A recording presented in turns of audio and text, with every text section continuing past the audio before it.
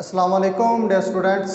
आज हम लोग डिस्कस करने जा रहे हैं chapter number 16 biology second year के अंदर स्पोर्ट एंड मूवमेंट को। तो दो बेसिक हेडिंग आप लोगों को यहाँ पे नज़र आ रही हैं, स्पोर्ट एंड मूवमेंट, और इस पूरे चैप्टर में हम इन्हीं दो मेजर हेडिंग्स के बारे में बात करेंगे। तो स्टूडेंट्स, आप लोग जानते हैं कि मूवमेंट के लिए स्पोर्ट की ज़रूरत होती है, इसलिए ये दोनों जो चीज़ें हैं ये आपस में क्या है, इंटरलिंक्ड हैं, और इन दोनों को हम लोग कलेक्टिवली डिस्कस करेंगे। पहले हम लोग स्पोर्ट के पोर्शन को कवर करेंगे, उसके बाद हम लोग मूवमेंट की बात करेंगे। तो स्पोर्ट आप लोग जानते हैं कि एक ऐसा एंटिटी जो एनिमल्स को अनेबल करे कि वो ग्रेविटी के इफेक्ट को विदस्टैंड कर सकें और अपना एक जो एक्यूरेट पोस्चर है उसको मेंटेन कर सकें। पोस्चर मतलब अपराइट पोस्चर। तो ग्रेविटी ऑलवेज ये चाहेगी कि वो एनिमल्स को फ्लैट कर दे सरफेस के ऊपर, मतलब एनिमल जो हैं वो ऐसे डाउनवर्ड पोजीशन में रहें, अपराइट पोस्चर ना मेंटेन कर सकें। लेकिन उसके अगेंस्ट जो स्पोर्ट का मैकेनिज़्म है वो ऑलवेज एनिमल्स को अपराइट और एक एक्यूरेट पोस्चर जो उनकी लाइफ एक्टिविटीज़ को परफॉर्म करने के लिए ज़रूरी है वो मेंटेन करने में हेल्प आउट कर रहा होगा। पोस्चर का मतलब आप कुछ यूँ समझ लें, प्लांट्स के अंदर स्पोर्ट को अगर देखा जाए तो प्लांट्स के अंदर स्पोर्ट का मतलब है कि उनके अंदर एक एक्यूरेट जो टर्गर प्रेशर है वो मेंटेन रहे और उसकी वजह से उनकी जो पोजीशन है वो अपराइट रहे। प्लांट मतलब मुरझाए ना, विल्ट ना हो, उसकी अपराइट पोजीशन रहे। आप लोग देखते हैं कि जब लीव्स विल्ट हो जाते हैं या मुरझा जाते हैं तो वो नीचे की तरफ हो जाते हैं, बेंड हो जाते हैं। तो तब उनके अंदर अगर बेंड हो जाए लीव तो उनके अंदर फोटोसिंथेटिक एक्टिविटी प्रॉपरली परफॉर्म नहीं हो पाएगी, ना उनके अंदर गैसेस एक्सचेंज और ना लाइट को कैप्चर करने का जो अमल है वो प्रॉपर हो पाएगा। तो इसलिए जो भी एनिमल्स हैं, ह्यूमन बींग्स की बात करें तो हमें अपनी लाइफ एक्टिविटीज़ को परफॉर्म करने के लिए एक अपराइट पोस्चर चाहिए, और हमें इस पोस्चर को मेंटेन करने के लिए हेल्प आउट कर रहा है स्पोर्ट मैकेनिज़्म। तो हमारे अंदर स्पोर्ट प्रोवाइड हो रही है थ्रू स्केलेटल सिस्टम, और प्लांट्स के अंदर कुछ अदर मैकेनिज़म्स हैं। बहरहाल दूसरा मैकेनिज़्म है मूवमेंट। तो मूवमेंट आप लोग जानते हैं कि दो टर्मिनोलॉजीज़ हम यहाँ पे कंपेयर करते हैं, लोकोमोशन एंड मूवमेंट। तो यही एक बेसिक डिफरेंस भी होता है एनिमल्स और प्लांट्स के अंदर, कि प्लांट्स को हम लोग कहते हैं कि ये पैसिव होते हैं, मतलब बहुत सारी लाइफ एक्टिविटीज़ में ये पैसिव होते हैं। ये मूवमेंट तो एज सच शो करते हैं, लेकिन लोकोमोशन इनके अंदर नहीं होती। लोकोमोशन को हम यूँ डिफाइन करते हैं, the movement of whole organism from one place to another, उसको कहते हैं लोकोमोशन। और मूवमेंट को हम लोग कुछ यूँ डिफाइन करते हैं कि मूवमेंट का मतलब होता है कि बॉडी के किसी भी ऑर्गन्स को मूव करना या बॉडी के किसी भी ऑर्गन को डिस्प्लेस करना। तो प्लांट्स के अंदर भी तो जो शूट्स हैं वो इलोंगेट कर रही होती हैं, या प्लांट्स भी मूवमेंट शो करते हैं फोटोपैराडिज्म या जियोट्रॉपिज्म के केस में। तो बात हम लोग ये करना चाह रहे हैं कि डिफरेंस हम लोग प्लांट्स और एनिमल्स में करते हैं लोकोमोशन की बेस पे। तो मूवमेंट एनिमल्स भी शो करेंगे, मूवमेंट प्लांट्स भी शो करेंगे, और आगे चल के प्लांट की मूवमेंट की कुछ टाइप्स को भी हम लोग डिस्क्राइब करेंगे। अभी हम लोग फ़िलहाल डिस्कस कर रहे हैं स्पोर्ट को। तो स्पोर्ट अगर एनिमल्स के केस में देखा जाए तो स्पोर्ट प्रोवाइड हो रही होती है थ्रू स्केलेटल सिस्टम, और ये जो स्केलेटल सिस्टम है ये आप लोगों को लैंड हैबिटाट मतलब टेरेस्ट्रियल हैबिटाट के जो ऑर्गेनिजम्स हैं उनके अंदर बहुत ही अच्छे तरीके से ऑर्गेनाइज हुआ मिलेगा स्केलेटल सिस्टम। उसके बरक्स वो एनिमल जो वाटर हैबिटाट को ऑक्यूपाई किए हुए हैं उनके अंदर ना तो स्केलेटल सिस्टम इतना स्ट्रॉन्ग होगा, ना ही मस्कुलर सिस्टम इतना स्ट्रॉन्ग होगा, क्योंकि उनके केस में जो मैक्सिमम सपोर्ट प्रोवाइड की जा रही है वो वाटर की जो सपोर्ट है वो उनको एक ग्रेविटी की इफेक्ट से बचा रही होती है। इसलिए वो जो एनिमल्स हैं उनको सपोर्ट की या स्केलेटल सिस्टम की या मस्कुलर सिस्टम की ऐसा ज़रूरत नहीं पड़ती। लेकिन वो एनिमल्स जो लैंड हैबिटाट को ऑक्यूपाई किए हुए हैं उनके केस में मेजर जो उनको चीज़ अफेक्ट कर रही होती है वो होती है फोर्स ऑफ ग्रेविटी। तो उसको रजिस्ट करने के लिए ये एनिमल्स अपना एक जो best support system, skeletal system और मस्कुलर सिस्टम अडॉप्ट करेंगे। और हम लोग इसीलिए कह रहे हैं कि एनिमल्स के केस में जो सपोर्ट प्रोवाइड हो रही है वो हो रही है थ्रू स्केलेटल सिस्टम, प्लस हम लोग मस्कुलर सिस्टम को भी इन्वॉल्व करते हैं। लेकिन मस्कुलर का सपोर्ट के अंदर जो है वो जो अमल दखल है वो कम होता है, लेकिन मूवमेंट में वो जो मस्कुलर सिस्टम है वो हेल्प आउट कर रहा होता है। और प्लांट्स के केस में सपोर्टिंग टिश्यूज आ जाते हैं प्लांट्स के केस में, जिसमें हम लोग पैरेन्काइमा, कोलेनकाइमा और स्क्लेरेन्काइमा टिश्यूज के बारे में बात करेंगे। आगे चल के इन डिटेल हम इन्हीं टिश्यूज को डिस्कस करेंगे आज के इस लेक्चर में। उसके बाद आ जाएगा सेकेंडरी ग्रोथ। तो सेकेंडरी ग्रोथ एक अलग से इन डिटेल जो टॉपिक है, लेकिन हम इसको स्पोर्ट में भी इंक्लूड करते हैं क्योंकि सेकेंडरी ग्रोथ का एक लिंक होता है सपोर्ट प्रोवाइड करने में प्लांट्स को। उसके बाद है टर्गर प्रेशर। टर्गर प्रेशर को भी हम लोग आज के ही लेक्चर में डिस्कस करेंगे।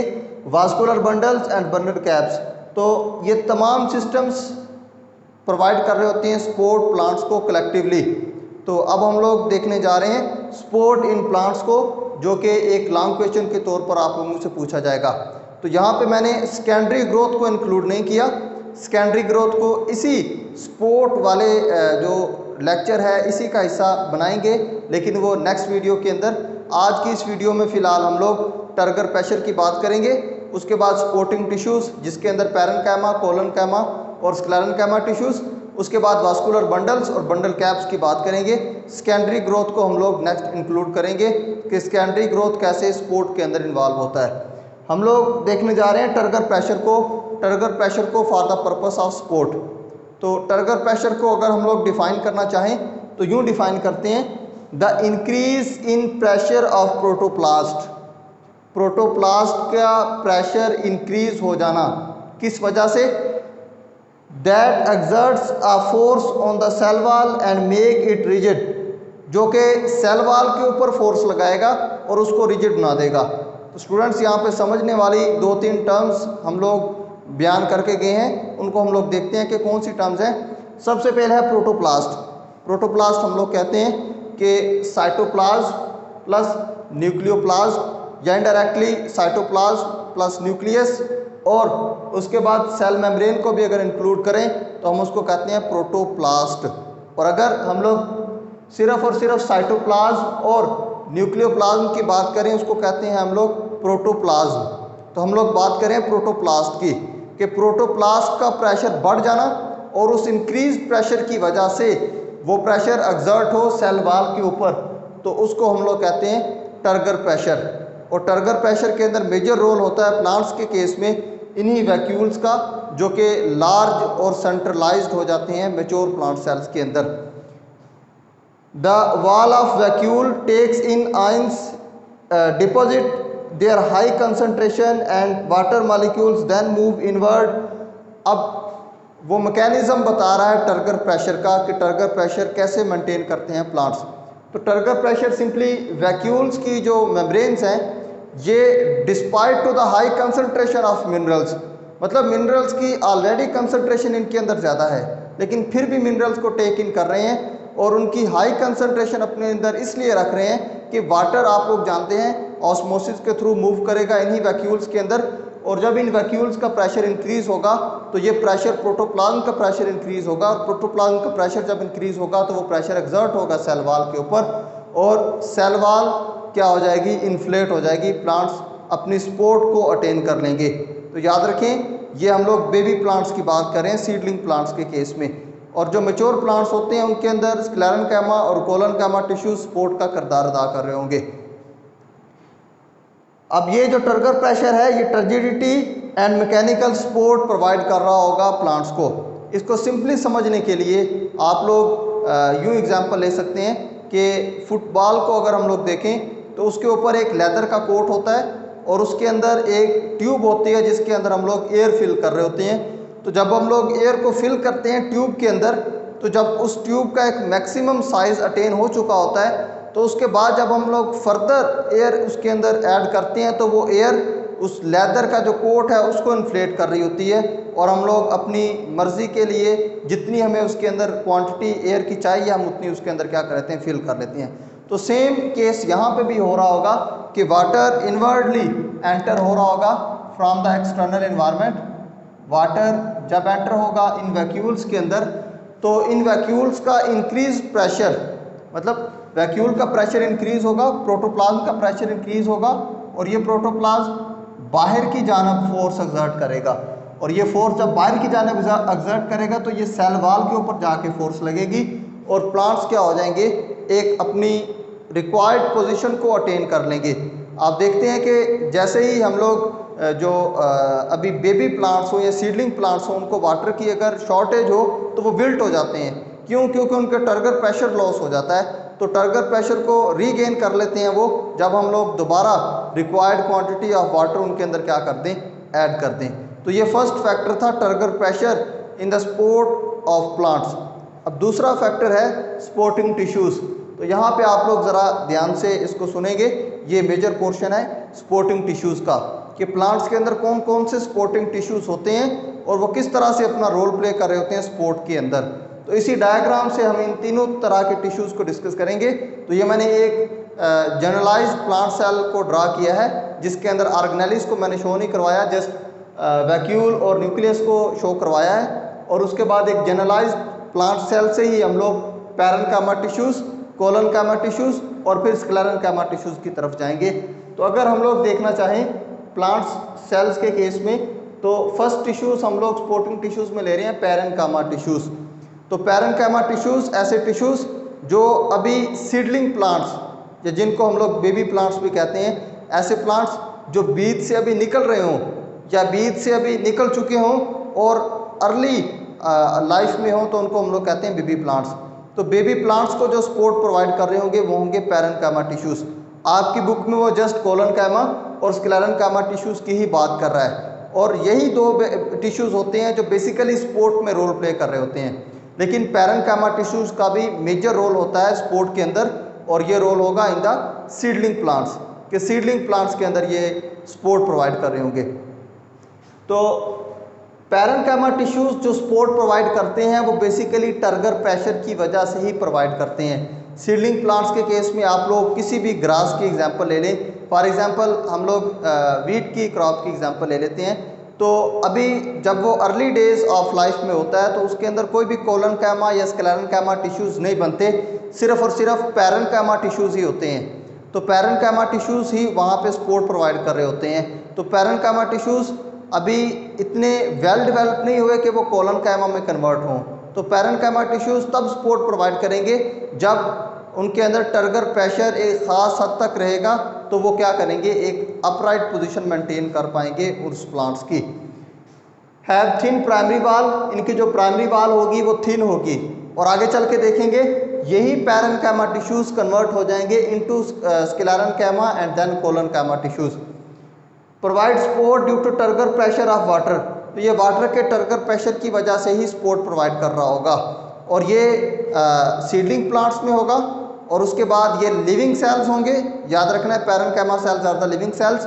सपोर्ट के अलावा जो इनका मेजर फंक्शन, सपोर्ट इनका सेकेंडरी फंक्शन है, याद रखना है। मेजर फंक्शन है इनका स्टोरेज, कि ये वैक्यूल्स, लार्ज वैक्यूल्स के अंदर स्टोर कर रहे होंगे मिनरल्स को और मटेरियल्स को और वाटर को और फूड को।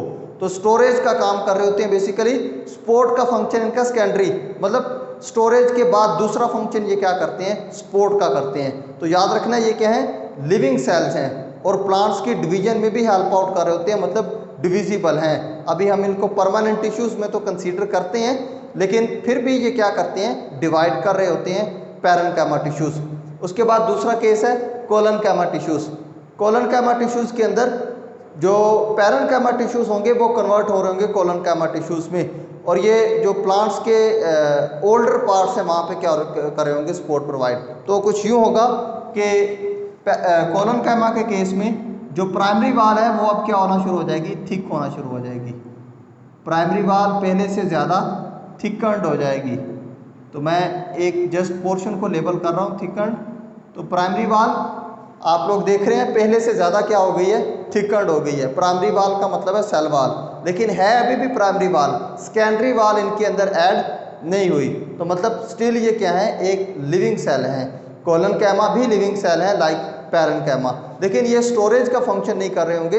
इनका जो मेजर फंक्शन अब आ जाएगा वो होगा सपोर्ट का फंक्शन। अगर स्टोरेज कर भी रहे हैं तो वो क्या है, उनका secondary function. Provide support to the herbaceous plants, जो हर्बेशियस प्लांट्स होंगे, नॉन वुडी प्लांट्स को हम लोग कहते हैं हर्बेशियस प्लांट्स या हर्ब्स। तो जो हर्बेशियस प्लांट्स हैं उनके केस में सपोर्ट प्रोवाइड करने का काम है इन्हीं कोलनकाइमा टिश्यूज़ का। उनके अंदर अभी स्क्लेरेन्काइमा टिश्यूज़ नहीं बने। एंगुलर थिकनिंग ऑफ प्राइमरी वाल, तो प्राइमरी वाल के अंदर एंगुलर थिकनिंग हो रही होगी, मतलब प्राइमरी वाल थिक हो रही है एंगुलरली, मतलब उसके अंदर थिकनिंग आ रही है लेयर्स आफ्टर लेयर्स। तो इम्प्रेगनेशन का हम इसको नाम देते हैं कि प्राइमरी वाल की जो गर्थ है, जो मोटाई है, वो क्या होना शुरू हो गई है, इंक्रीज होना शुरू हो गई है। Elastic and elongate with the growth of plant, colon Kaima tissues भी प्लांट को इलोंगेट करवा रहे होते हैं, यहाँ पे कंफ्यूज नहीं होना।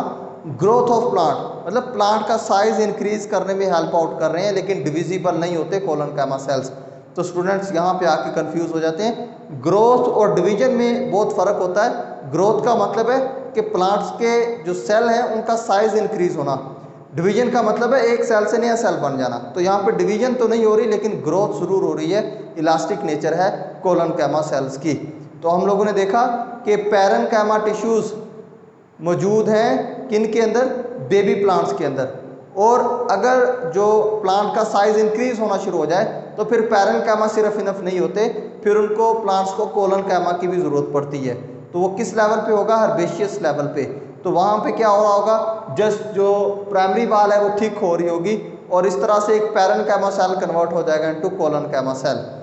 और स्टूडेंट्स अब है स्क्लेरन कैमा सेल्स, जो कि शुरू पे तो लिविंग होंगे लेकिन बाद में क्या हो जाएंगे, डेड सेल्स बन जाएंगे। तो स्क्लेरन कैमा सेल्स का केस कुछ यूँ होगा कि स्क्लेरन कैमा के केस में प्राइमरी वाल के इनसाइड, प्राइमरी वाल के इनसाइड सेकेंडरी वाल भी ऐड होना शुरू हो जाएगी। मतलब यहाँ पे अब सेकेंडरी वाल भी बनना शुरू हो गई है प्राइमरी वाल के इनसाइड।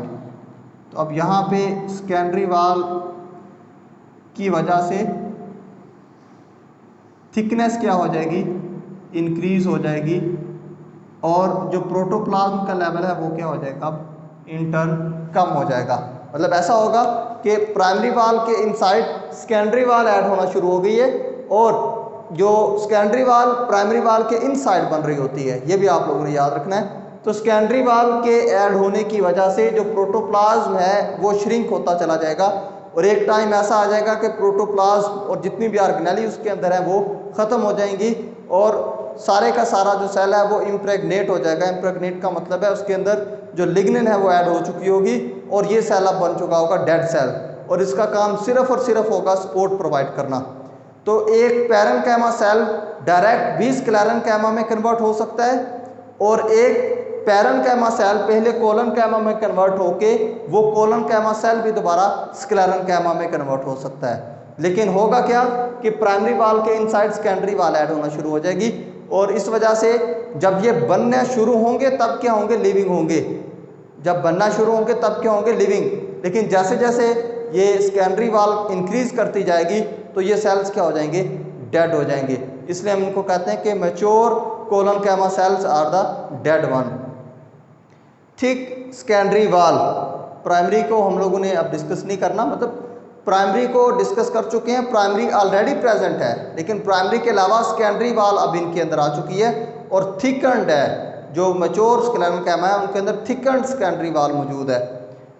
नो प्रोटोप्लास्ट, ये हम उन स्क्लेरन कैमा की बात कर रहे हैं जो मैच्योर हो चुके हैं। जो अभी बन रहे हैं उनके अंदर प्रोटोप्लास्ट है, लेकिन जैसे जैसे वो मैच्योर होते जाएंगे तो डेड सेल्स में कन्वर्ट होते जाएंगे, प्रोटोप्लास्ट उनसे ख़त्म होता जाएगा। नॉन लिविंग सेल्स, तो ये नॉन लिविंग होते हैं, याद रखना है, जब मैच्योर हो चुके हों। Parenchyma living through the whole life, collenchyma living through the whole life. Parenchyma जब बनना शुरू होंगे तब लिविंग होंगे, लेकिन जब मैच्योर होंगे तब क्या होंगे, डेड। इनडायरेक्टली अगर पूछा जाए parenchyma cells are the dead one, generally हम लोग बात करते हैं कि sclerenchyma cells are the dead one. Sclerenchyma का अगर पूछ लिया जाए एमसीक्यूज पोर्शन में तो आपने डेड सेल्स का ही ऑप्शन टिक करना है, क्योंकि वहाँ पे अभी आप लोगों को अर्ली या मैच्योर स्क्लेरन कैमा नहीं पूछा जाता है, जनरली बात की जाती है। तो स्क्लेरन कैमा क्या होते हैं, डेड सेल्स होते हैं, नॉन डिविजिबल होते हैं और प्लांट की ग्रोथ में हेल्प आउट नहीं कर रहे होते। तो उसके बाद हम लोग देखने जा रहे हैं types of sclerenchyma tissues. Sclerenchyma tissues की भी फर्दर टाइप्स होती हैं, वो हैं फाइबर्स या जिनको कह रहे हैं ट्रेकियाइड्स। तो ये होती हैं long cylindrical and solid bundle in xylem और बंडल कैप्स। तो जाइलम वैसल नहीं कहना, जस्ट जाइलम, वो मैं आगे चल के आप लोगों को डिफ्रेंशिएट करके बताता हूँ कि जाइलम और जाइलम टिश्यूज़ और जाइलम वेसल में क्या डिफरेंस है। तो बेसिकली हम जाइलम टिश्यूज़ या बंडल कैप्स की बात कर रहे हैं। तो बंडल कैप्स भी आज के ही लेक्चर में हम लोग डिस्कस करेंगे। उसके बाद है sclereids shorter than fibres found in seed coat nut shells. तो ये शॉर्टर होते हैं फाइबर से और सीड कोट और नट शेल्स में मौजूद होते हैं। आप अगर वालनट को देखें या आप लोग आलमंड को देखें तो अब जब आप उसका आउटर सीड कोट को तोड़ रहे होते हैं तो आपको एक थ्रेड लाइक स्ट्रक्चर उनके अंदर नज़र आता है, धागे नुमा। तो वो बेसिकली यही स्क्लेराइड्स होते हैं जो कि स्क्लेरेन्केमा की ही आगे टाइप्स हैं। उसके बाद है वेसल्स या जिनको ट्रैकिया कह रहे हैं, long tubular structures join end to form conducting pipes in xylem. अब जाइलम वेसल की बात कर सकते हैं या जाइलम पाइप्स की बात कर सकते हैं। तो डिफरेंस मैं इनका कुछ यूँ आप लोगों को यहाँ पे ड्रा करके दिखाना चाह रहा हूँ। ये फॉर एग्जांपल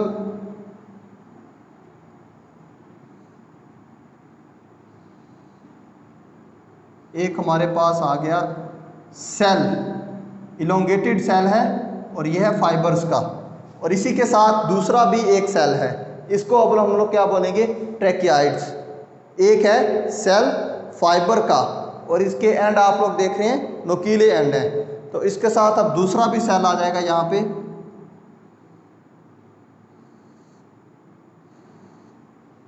और ये दोनों आपस में क्या हो जाएंगे, ज्वाइन हो जाएंगे। इनको मैं यहाँ पे अलग से ड्रा कर रहा हूँ।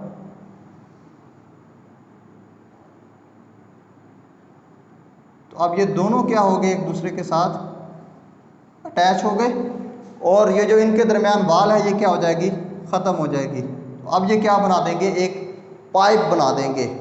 ऐसा ही है ना कि एक वेसल बना दी इन्होंने, पाइप। अब इन ट्रैकियाइड्स को बोलेंगे ट्रैकिया। अलग अलग ये क्या थे, एक ट्रैकियाइड ये था, एक ये था, या इनको फाइबर्स कह रहे हैं। तो अब ये क्या है, ट्रैकिया बन चुके हैं जब एक से ज़्यादा, मतलब ऐसा होगा कि यहाँ पे एक और मिल रहा होगा और उनके नीचे एक और मिल रहा होगा। तो अब इनको कलेक्टिवली क्या कहेंगे, ट्रैकिया। मतलब ट्रैकियाइड से मिलकर क्या बना रहे हैं, ट्रैकिया। और ट्रैकिया वहाँ पे मैंने इसलिए कहा था कि जाइलम टिश्यूज़ लिखना है कि ये जाइलम अभी पाइप नहीं बना रहे, वेसल नहीं बना रहे। अब ये क्या बनी है, जाइलम वेसल बनी है। पहले ये क्या थे, जाइलम टिश्यूज़ का हिस्सा ज़रूर होते हैं, लेकिन जाइलम पाइप ये ट्रैकिया के केस में जब मिल चुके होते हैं तब बनाते हैं ये फाइबर्स।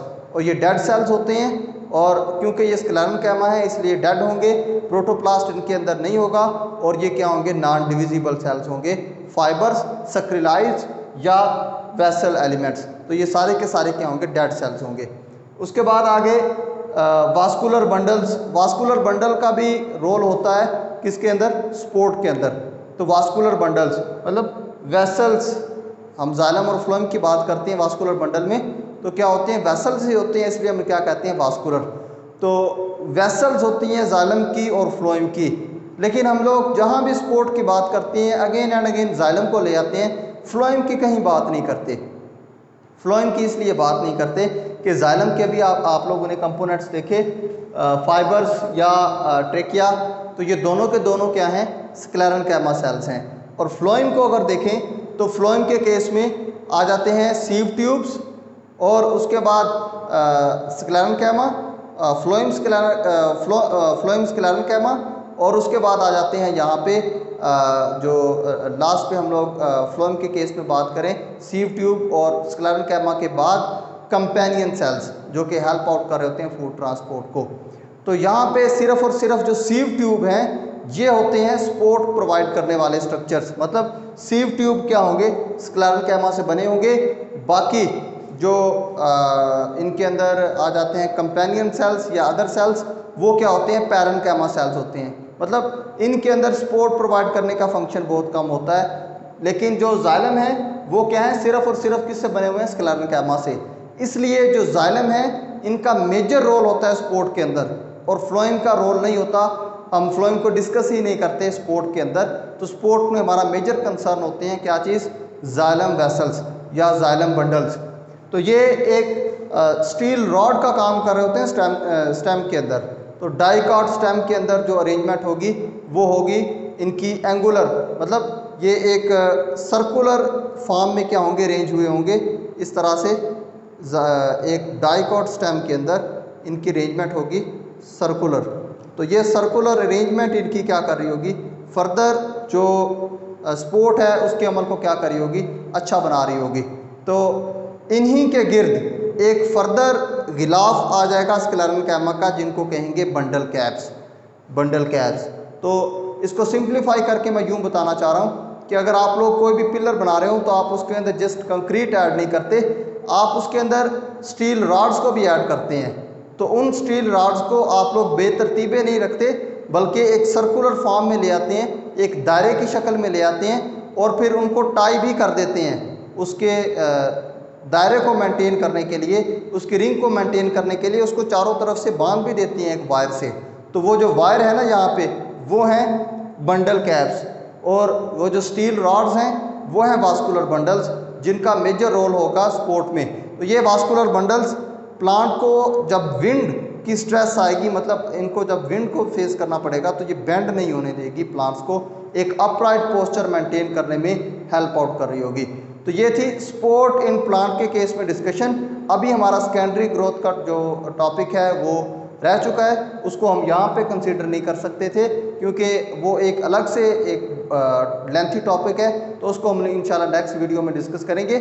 उम्मीद करता हूँ ये जो हम लोगों ने सो फार सपोर्ट का पोर्शन डिस्कस किया है और अभी ये कंटिन्यू है, आपको यहाँ तक इसकी ज़रूर समझ आई होगी। स्टिल अगर आप लोगों को कोई भी क्वेरी है तो आप लोग क्वेश्चन पूछ सकते हैं in the comment section. Thank you.